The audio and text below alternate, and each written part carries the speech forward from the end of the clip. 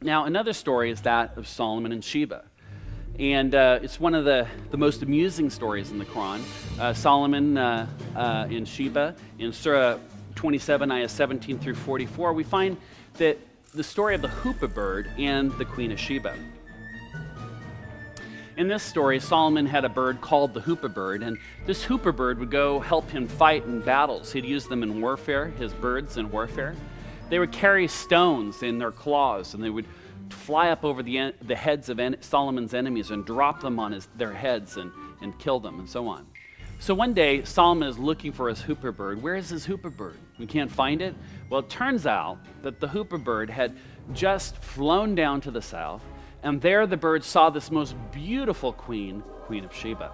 Now he returns and says, well, I have to tell Solomon about this queen. She's a beautiful queen. I must tell him about it.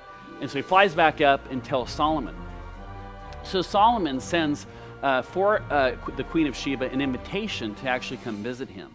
So he receives the invitation and talks to her advisors. They all confer with her and say, well, you know, Solomon's a very powerful king and he's a very rich king, and so you have to go speak with them, and it would be wise to go visit. So Sheba, she gets in her caravan and travels north to King Solomon's palace. Once she arrives at this palace, she goes through the doors into the main hall, and in there she sees there's a mirrored floor on the ground. But when the Queen of Sheba, she thinks it's actually water. So she thinking it's water, she lifts up her skirt, but she has hairy legs. Solomon comes walking in the door and he cries out and goes, "Ah!" Now that's a great story, but is that in your Bible?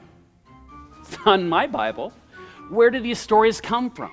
We can find the exact same stories found in the Jewish apocryphal story of the second Targum of Esther.